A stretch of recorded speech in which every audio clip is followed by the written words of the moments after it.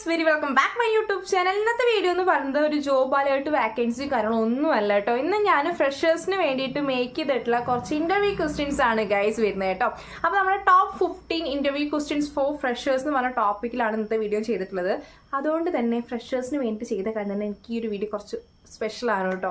ഞാൻ തന്നെ എന്നോട് ചോദിച്ചിട്ടുള്ള കുറച്ച് കോമൺ ആയിട്ട് വന്നിട്ടുള്ള കുറച്ച് ഇന്റർവ്യൂ ക്വസ്റ്റ്യൻസ് ആണ് ഇവിടെ നോട്ട് ചെയ്ത് വെച്ചിട്ടുള്ളത്.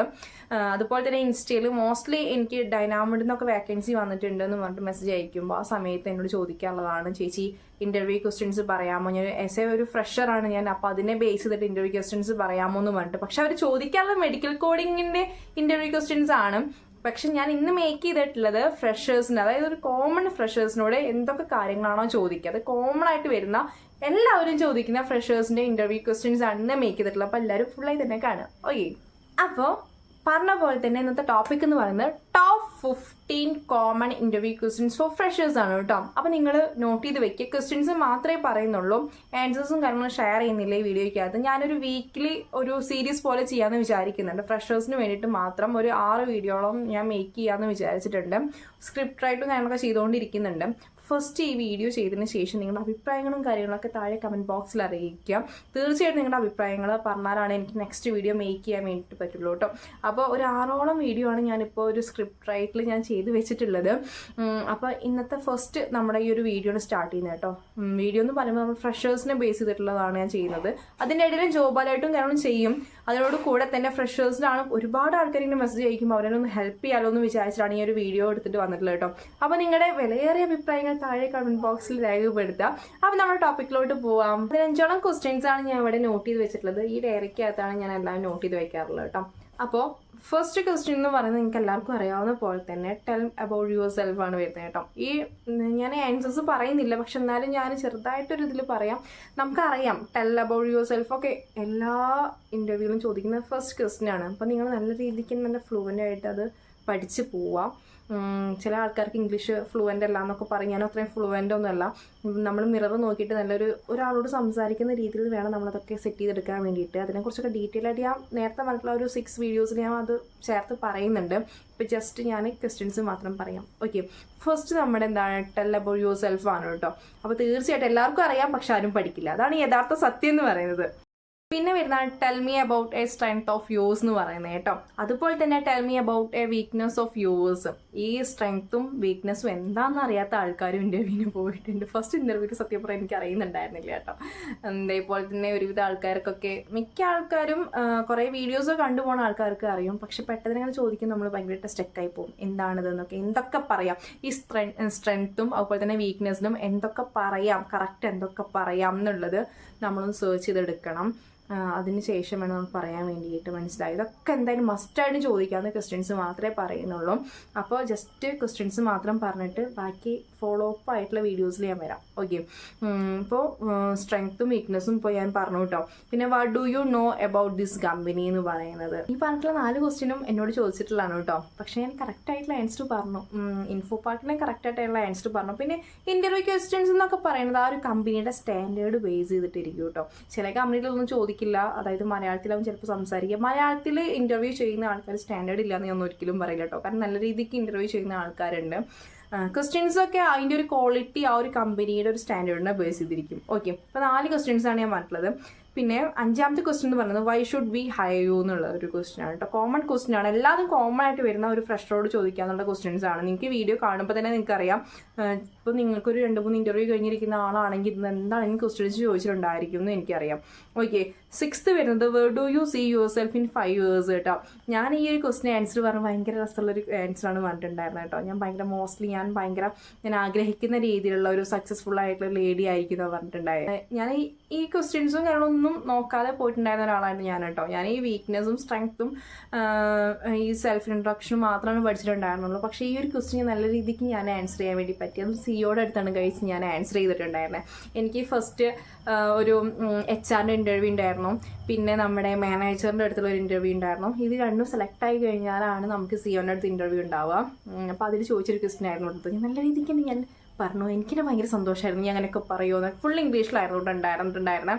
അപ്പോൾ ഫസ്റ്റ് ഇൻഫോ പാർക്കിലുണ്ടായിരുന്ന ഇൻ്റർവ്യൂ ആയിരുന്നു ഗൈസ്. അത് ഭയങ്കര ത്രില്ലായിരുന്നു ഞാനത് ഒരു ഇൻ്റർവ്യൂ എന്ന് പറയുന്നത്. ആളുടെ അടുത്തുണ്ടായിരുന്ന ഇൻ്റർവ്യൂ ഭയങ്കര രസമായിരുന്നു.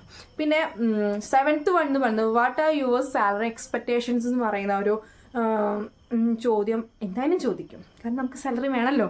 ഓക്കെ, ഒരു ക്വസ്റ്റ്യൻ ആണ് what one achievement you are most proud of എന്ന് പറയുന്ന ഒരു ക്വസ്റ്റ്യൻ ആണ് എന്നോട് ചോദിച്ചിട്ടുണ്ടായിരുന്നത്. ഫസ്റ്റ് എൻ്റെ ഒരു 3rd ഇൻ്റർവ്യൂ സെക്ഷനിലൊക്കെയാണ് ചോദിച്ചത്, അതായത് വേറെ കമ്പനിയിൽ ചോദിച്ചൊരു ക്വസ്റ്റ്യൻ ആണ് കേട്ടോ. പിന്നെ 9th 1 ക്വസ്റ്റ്യൻ എന്ന് പറയുന്നത് can you handle working under pressure and how എന്നുള്ള ഒരു ക്വസ്റ്റ്യൻ ആണ് ചോദിച്ചിട്ടുണ്ടായിരുന്നത്. അത് നല്ല രീതിക്ക് നമ്മൾ ആൻസർ പറയണം ഗൈസ്. നമ്മൾ അയ്യോ പ്രഷറുണ്ടോ എന്നോടൊരു കുട്ടി ചോദിച്ച് മെസ്സേജ് എന്താ പറയുക വീഡിയോ കണ്ടിട്ട് ഇൻസ്റ്റ വഴി ചോദിച്ചതാണ്, ചേച്ചി പ്രഷർ ഇല്ലാത്ത എന്തെങ്കിലും ജോബ് ഉണ്ടോ, നമുക്ക് ഇൻഫോ പാർക്കിൽ എനിക്ക് വർക്ക് ചെയ്യാൻ ആഗ്രഹമുണ്ട്, പക്ഷേ ഈ ഒരു പ്രഷർ ചേച്ചീനെ പറയുന്ന സമയത്ത് ഞാൻ എൻ്റെ സ്പോട്ട് റെസിഗ്നേഷൻ്റെ വീഡിയോയൊക്കെ ഇട്ടിട്ടുണ്ടായിരുന്നല്ലോ, അത് കണ്ടിട്ട് ചോദിച്ചിട്ടുണ്ടായിരുന്നു അതില്ലാത്ത ഏതെങ്കിലും വർക്ക് ഉണ്ടാവുമോ എന്നൊക്കെ ചോദിച്ചിട്ടുണ്ടായിരുന്നു. അപ്പോൾ 9th 1 ഇങ്ങനൊരു ക്വസ്റ്റ്യൻ നമുക്ക് പ്രതീക്ഷിക്കാം. അപ്പോൾ ഒക്കെ നല്ല രീതിക്ക് ഹാൻഡിൽ ചെയ്യാൻ വേണ്ടി പറ്റണം.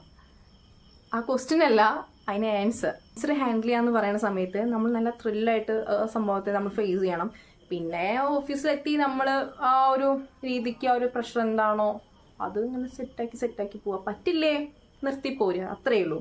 അതിൻ്റെ അപ്പുറത്തേക്കൊന്നും നമുക്ക് ചെയ്യാമല്ലോ.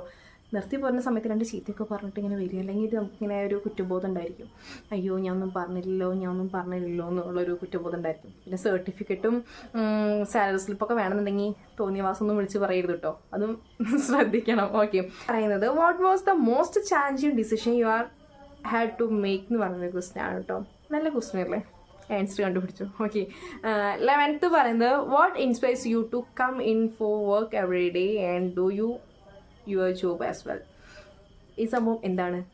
എനിക്ക് ഈ ക്വസ്റ്റ്യൻ വന്നപ്പോൾ ഫസ്റ്റ് നമ്മുടെ പ്രാരാബ്ദം നമ്മുടെ EMI കാര്യങ്ങളൊക്കെയാണ് കേട്ടോ വന്നിട്ടുണ്ടായിരുന്നത്. നമുക്കുള്ള കുറച്ച് എക്സ്പെൻസസും നമ്മുടെ ഫാമിലിക്ക് ചെയ്യുന്നത് നമ്മുടെ EMIs ഉണ്ടല്ലോ, അതന്നെ വലിയൊരു എക്സ്പെൻസ് ആണല്ലോ. പക്ഷെ ഇതൊന്നും പറയാൻ പറ്റില്ലല്ലോ അല്ലേ, അയ്യോ എനിക്ക് കുറേ പ്രാരാബ്ദമുണ്ട് ഗൈസ് അങ്ങനെ പറഞ്ഞിട്ട് നമുക്ക് പറ്റില്ലല്ലോ.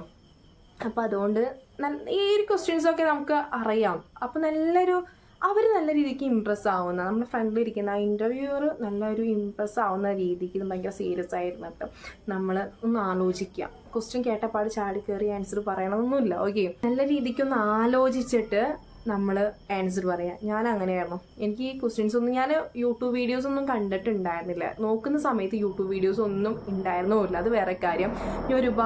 ഞാൻ യൂട്യൂബിൽ സെർച്ച് ചെയ്തിട്ടുണ്ടെങ്കിൽ medical coding info park related ആയിട്ടുള്ള ജോബും കാര്യങ്ങളൊക്കെ നോക്കിയിട്ടുണ്ടായിരുന്നു.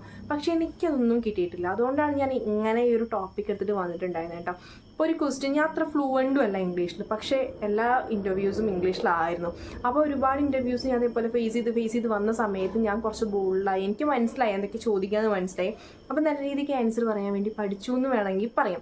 അപ്പോൾ ഇൻ്റർവ്യൂവിന് ആ ഒരു ക്വസ്റ്റ്യൻ നമുക്ക് ഫേസ് ചെയ്തിട്ട് നമ്മുടെ അടുത്തേക്ക് വന്നിട്ടുണ്ടെങ്കിൽ ജസ്റ്റ് ഒന്ന് നമ്മളിങ്ങനെ ഇരുന്നിട്ട് ഒന്ന് മൈൻഡിൽ സെറ്റാക്കുക. കാരണം നമുക്ക് ഈ ജോലി നമുക്ക് വേണം, അത് കിട്ടിയേ പറ്റൂ എന്നുള്ള മൈൻഡിൽ നമ്മൾ അത് സെറ്റാക്കിയിട്ട് വേണം സംസാരിക്കാൻ വേണ്ടി. ഓക്കെ, പിന്നെ വരുന്നൊരു ക്വസ്റ്റ്യൻ ആണ് കേട്ടോ, ശ്രദ്ധിച്ച് ചെയ്യണേ.